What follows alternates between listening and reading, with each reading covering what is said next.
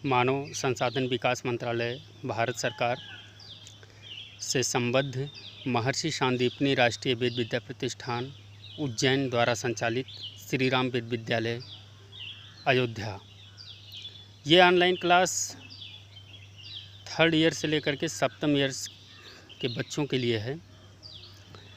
Lockdown है, चूँकि अभी शासन के निर्देशानुसार हमारे विद्यालय नहीं खुल सकते, तो हम लोगों को ऑनलाइन ही अध्ययन करना है और इस चीज़ का ध्यान रखना है कि हम लोग इस तरह से अपने होम पर ही प्रिपरेशन करें कि हमें नेक्स्ट ईयर का पेपर देने में कोई भी दिक्कत ना हो। आप सभी जानते हैं कि हम लोग a letter to the God, जिसमें लंचों की स्टोरी है, उसको हमने पढ़ा, उसके क्वेश्चन आंसर किए, उसके राइटिंग किए होंगे कॉपी में, और जो डिफ़िकल्ट वर्ड्स होंगे उसे आप व्हाट्सएप के द्वारा हमसे पूछेंगे और पूछ भी रहे हैं कुछ बच्चे। हमने आपको बताया था कि हम पर डे इंग्लिश अखबार भी पढ़ेंगे और उसमें जो कठिन शब्द आएंगे उनको जो है हम राइट डाउन करते रहेंगे, और यहाँ पर आने पर, विद्यालय में आने पर हम लोग उसको क्या करेंगे, एक बार पूछ करके और अपने टीचर से या नेट पे सर्च करके, क्योंकि हम लोग को ऑनलाइन ही पढ़ना है, तो हम उसकी हिंदी को जानेंगे और उसकी इंग्लिश मीनिंग को भी जानेंगे। इससे हमारे लिए फ़ायदेमंद ये होगा कि हमारा वोकैब बढ़ेगा, और हमने आपको बताया है किसी भी सब्जेक्ट को जानना है अगर, तो उसके वोकैब को जानना बहुत ज़रूरी होता है। यानी जो वोकैब है वो कम से कम हमारी लड़ाई को 100% तो हम नहीं कर सकते, पर 80% जो है वो आसान कर देती है। तो इसके लिए हमें सबसे ज़्यादा ज़रूरी है कि हम वोकैब पर ध्यान देंगे और वोकैब को इतने अच्छे से तैयार करेंगे कि जिससे हमें कोई प्रॉब्लम फिर ना हो। दूसरी चीज़ें देखने में आई है कि कुछ बच्चे जो हैं उन तक वीडियोज़ पहुंच नहीं पा रही हैं, तो जो छोटे बच्चे हैं उनके लिए भी वीडियोज़ बनाई गई हैं, कम से कम 3-4 वीडियोज़ ऐसी हैं। बाकी व्हाट्सएप से भी हम लोग अध्ययन कर रहे हैं। तो बड़े बच्चों का ये दायित्व है कि आपके पास हो, उनका नंबर किसी न किसी रूप में होगा या कोई न कोई जानता होगा, तो उसको जोड़ें ताकि हम लोगों का जो अध्ययन है वो सही से चलता रहे, और जिससे हम लोगों के जो स्टडी मटेरियल्स हैं वो भी तैयार होते रहें। हमको ये मान के चलना है कि हमारा फिर अगली बार फरवरी में, अगर हम इस समय द्वितीय में थे यानी 2nd ईयर में थे, तो हम 3rd ईयर में जाएंगे, तृतीय में जाएंगे, और अगर हम 5th ईयर में थे तो 6th ईयर में जाएंगे। और इस तरह से मान करके हमें अभी से ही तैयारी करनी है। आज जो हम आप लोगों के बीच डिस्कस करने जा रहे हैं लेसन, वो है भोली। के अब्बास के द्वारा लिखी गई ये स्टोरी है भोली, जो कि CBSE क्लास 10th स्टैंडर्ड की है। भोली एक ऐसा चैप्टर है जिसमें एक ऐसी लड़की रहती है जो देखने में काफ़ी सुंदर नहीं रहती है, और उसके बॉडी पर, पूरी बॉडी पर स्मॉल पॉक्स एक बीमारी होती है, जो कि चेचक जिसे हम कहते हैं। चेचक की बीमारी के कारण भी वो देखने में भद्दी दिखती है। वो अपने घर पे रहती है, अपने घर के रोज़ क्रियाकलापों को देखती है, और उसमें चूँकि वो हकला के बोलती है, सबसे बड़ा उसका जो रीज़न होता है कि वो हकला करके बोलती है। वर्ड को हकला कर बोलने का मतलब हुआ कि किसी वर्ड को साफ साफ ना बोल पाना। तो इस वजह से उसका काफ़ी घरों पे मजाक उड़ता है, और उसको कुछ लोग ये कहते रहते हैं कि ये अच्छी से नहीं बात कर पाती है, जिससे उसके अंदर थोड़ा डिप्रेशन की भावना भी आती रहती है। एक बार क्या होता है कि एक गांव का तहसीलदार होता है। Once tehsildar of village said to her father, उसके फादर से कहता है कि आप भोली का जो है वो स्कूल में, विद्यालय में आप एडमिशन करा दीजिए, वो अध्ययन करे, एंड वो वहाँ से क्या कर सकती है कि अपने स्टडी को काफ़ी अच्छे तरीके से वो प्रिपेयर कर सकती है, जान सकती है समाज के बारे में। तो जो उसका पिता होता है, ये बार बार क्वेश्चन पूछा जाता है कि हु वाज फादर ऑफ भोली, भोली का पिता कौन था। तो भोली के पिता का नाम था रामलाल।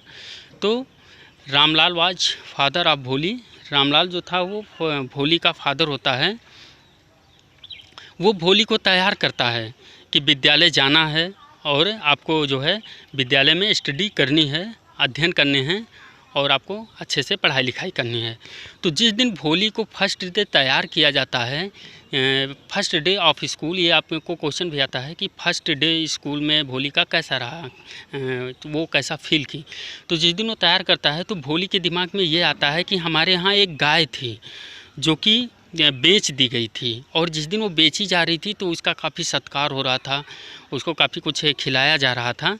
तो इस वजह से भोली को ऐसा लगता है कि आज मैं घर से बाहर जा रही हूँ। एक क्या होता है, डिप्रेशन टाइप की स्थिति रहती है उसके सामने, पर वो जाती है और फर्स्ट डे स्कूल में जो फील करती है तो कोई बहुत अच्छा नहीं फील करती है, क्योंकि जब उससे पूछती है उसकी मैडम कि तुम्हारा नाम क्या है, तो बोलती है भोली, यानी वो हकलाती है। तो उसकी टीचर समझती है उसको, और उसको मतलब फर्स्ट डे ये कहलाना चाहती है कि तुम सही से अपने नाम को बोल सको, और इस प्रक्रिया में वो अपने सही नाम को काफ़ी टाइम लग जाता है। पर एक दिन ऐसा आता है कि उसकी टीचर्स उसको ऐसा कॉन्फिडेंस देती है, विश्वास देती है कि जिससे कि वो अपना नाम अच्छे से बिना हकलाएं बोल सके। और एक दिन जब उसकी टीचर्स पूछती है व्हाट इज़ योर नेम, तो बोलती है माई नेम इज भोली, यानी थोड़ा सा हकलाती है। इसके बाद भी मतलब क्या रहता है, उसका जो प्रोनाउंसिएशन होता है वो दिन, एक दिन, दूसरे दिन, तीसरे दिन, ऐसे करते करते वो अच्छा होता जाता है। भोली की पढ़ाई चली रही होती है, तभी एक अधेड़ उम्र का व्यक्ति होता है और उससे उसकी शादी तय कर देते हैं उसके घर वाले। भोली को पता भी नहीं होता है कि शादी क्या होती है, शादी के लिए क्या करना पड़ता है, और हम अपने घर से क्या यहाँ से जाएंगे भी, यानी इतनी कम उम्र की बच्ची की शादी तय कर दी जाती है। और यहाँ तक कि उस दिन एक ऐसा दिन आता है कि बारात भी उसके घर आ जाती है। बारात जब उसके घर आती है, शादी कंप्लीट होती है, तो फिर दूल्हा एक मांग करता है विदाई के समय कि हमें कुछ पैसे चाहिए, यानी कुछ वो घूस की मांग करता है, दहेज की मांग करता है। और उस समय भोली को अपने टीचर्स द्वारा दी गई शिक्षाएं याद आ जाती हैं, और वो अपने पिता से कहती है कि मैं ये शादी नहीं करूँगी।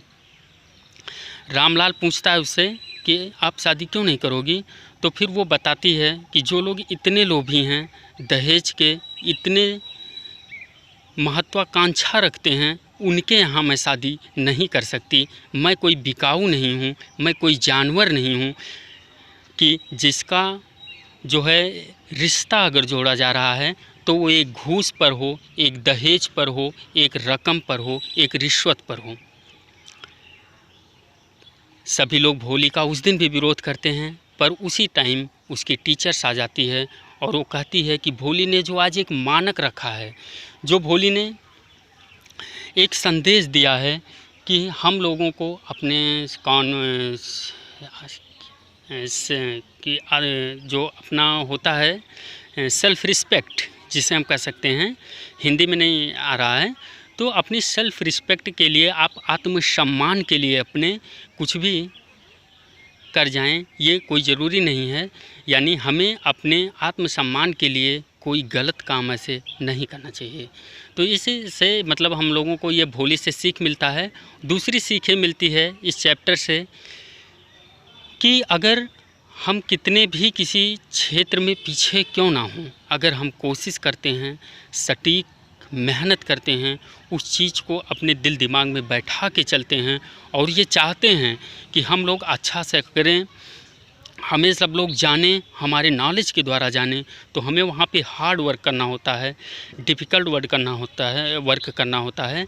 और इस हार्ड वर्क और डिफ़िकल्ट वर्क के लिए हमारे अंदर चाहिए जो, वो है सेल्फ़ कॉन्फिडेंस, यानी आत्मविश्वास। अगर आप ये सोचते हैं कि हम इसे कर ले जाएंगे तो आप लोग कर ले जाएंगे। अब जैसे कि देखो ना, इस पेपर के स्टोरी के अंत में हम आप लोगों से कहेंगे कि जैसे आप लोगों को क्वेश्चन आंसर करने हैं, तो क्वेश्चन आंसर करने हैं अगर आपके अंदर सेल्फ कॉन्फिडेंस होगा कि हाँ हम नेट पे सर्च करने के लिए डालेंगे भोली के अब्बास, क्या डालेंगे, भोली के अब्बास, तो जब हम ये डालेंगे तो नेट पे हमें स्टोरी आ जाएगी जिसको हम यूट्यूब पे ही अच्छे से पढ़ें, जैसे सर ने बताया था क्या वैसे ही है, क्या उससे वो अलग है, तो हम उसके बारे में वहाँ पर देखें कि हाँ स्टोरी वाकई में अलग है। तो जो अगर हम ऐसा करते हैं तो हमें ये पता चलेगा कि वास्तव में इस स्टोरी में क्या दिखाया गया है कि सेल्फ़ कॉन्फिडेंस कैसा होना चाहिए। हम किसी क्षेत्र में कितने भी पीछे क्यों ना हों, अगर हम उस क्षेत्र में मेहनत करते हैं, हार्ड वर्क करते हैं, जिसे कहते हैं डिफ़िकल्ट वर्क, तो फिर हम ज़रूर सक्सेस होते हैं। ये स्टोरी हम लोगों को शिक्षा देती है।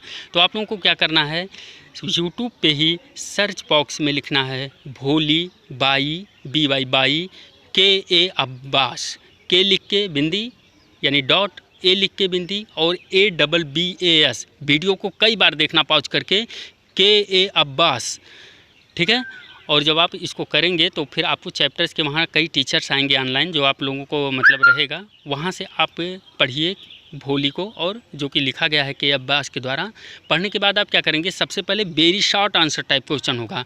अब आपको क्वेश्चन आंसर कहाँ मिलेगा ये भी हम बता देते हैं। अगर आपके पास बुक नहीं है तो फिर उसी यूट्यूब के सर्च बॉक्स में आप डालेंगे क्वेश्चन आंसर, क्या डालेंगे, question answer from the lesson, from FROM रहेगा, FORM नहीं रहेगा, क्या रहेगा, FROM। तो हम सर्च बॉक्स में क्या डालेंगे, भोली BHOLI, भोली बाई KA अब्बास, ठीक। इसके बाद क्वेश्चन आंसर, अगर ऐसा डाल देंगे तब भी आ जाएगा, या ऐसे डालते हैं कि question answer from the lessons भोली बाई KA अब्बास, ये और सही तरीका हुआ। तो आप लोगों को क्वेश्चन आंसर आएंगे तो जिसमें very short answer type questions आएंगे, शॉर्ट आंसर टाइप क्वेश्चंस आएंगे और लॉन्ग आंसर टाइप क्वेश्चंस आएंगे। तो जो very short answer type question है, जो very short answer type questions है वो आप लोगों को जो है वो करने रहेंगे। मुश्किल से अगर आप 5 to 6 क्वेश्चन कम से कम करिए जो वेरी शॉर्ट हैं। अगर वेरी शॉर्ट को आप 10 क्वेश्चन करते हैं तो और अच्छी बात होगी। इसके बाद बचता है short answer type question. Short answer type questions को आप कम से कम 5 करिए, और अगर ज़्यादा कर सकते हैं तो बहुत अच्छी बात है। और फिर अब बात आती है लॉन्ग आंसर टाइप क्वेश्चन की, तो 3 long answer type question is very necessary for you. जो लॉन्ग आंसर टाइप क्वेश्चन हैं वो कम से कम 3 होनी चाहिए। तो इस तरह से आप लोग भोली को तैयार करेंगे और अच्छी तरीके से उसकी प्रिपरेशन करेंगे, क्वेश्चन आंसर लिखेंगे, डिफ़िकल्ट वर्ड्स लिखेंगे जो समझ में नहीं आ रहा है, और हमसे व्हाट्सएप के माध्यम से, फ़ोन के माध्यम से, या यूट्यूब में वीडियो देखने के बाद कमेंट के माध्यम से आप लोग जान सकते हैं। जब आप साइकोलॉजी विद कुमार सिंह डालेंगे तो हमारा चैनल आ जाएगा, यूट्यूब चैनल है जो कि उसे आप सब्सक्राइब करिएगा, और जो वीडियोज़ आप देखते हैं उसको आप लाइक करिए, ताकि हमें पता चले कि हमारे कितने बच्चे देख रहे हैं। और व्यूज़ से भी पता चल जाता है, पर आप लाइक करिए और कमेंट में कुछ ना कुछ लिखिए कि हमने अच्छा बताया कि नहीं बताया, या हमें क्या ज़रूरत है, साउंड अच्छा आ रहा है कि नहीं आ रहा है। हम कोशिश ये करते हैं कि आप लोगों को ये 1 वीडियो ज़रूर हो जाए। यहाँ गाँव में भी काफ़ी प्रॉब्लम होती है, इधर उधर आना जाना भी रहता है, पर आप लोगों के लिए अलग क्लास हम जो कि सेट कर लिए हैं कि इतने टाइम से इतने टाइम तक पढ़ाना ही पढ़ाना है। तो उसी के क्रम में हम आप लोगों को ये वीडियो बना रहे हैं। आप लोगों को सबसे ज़रूरी हो जाता है, सबसे पहले पूरी तरीके से अच्छे से देखें, इसके बाद आप क्वेश्चन आंसर करिए, फिर उसको याद करने की भी कोशिश करिए, ठीक है। क्योंकि जब आप याद करोगे तभी ही उसका कोई मतलब होगा। और याद किस तरह से करना है कि उसको, अगर आपको याद नहीं हो रहा है तो हमने उसके तरीके भी बताए हैं कि कई बार उसको राइट डाउन करिए। जितनी बार आप राइट डाउन करोगे उतनी बार आपके चांसेस क्या होंगे, वो बढ़ जाएंगे याद होने के। तो इसके लिए ज़रूरी सबसे चीज़ यही है कि आप उसको याद करने के लिए राइट डाउन करिए, बार बार राइट डाउन करिए। जब अच्छे तरीके से उस चीज़ को आप प्रिपेयर कर ले जाते हो, उसके बाद ही उस चीज़ को आप छोड़िए।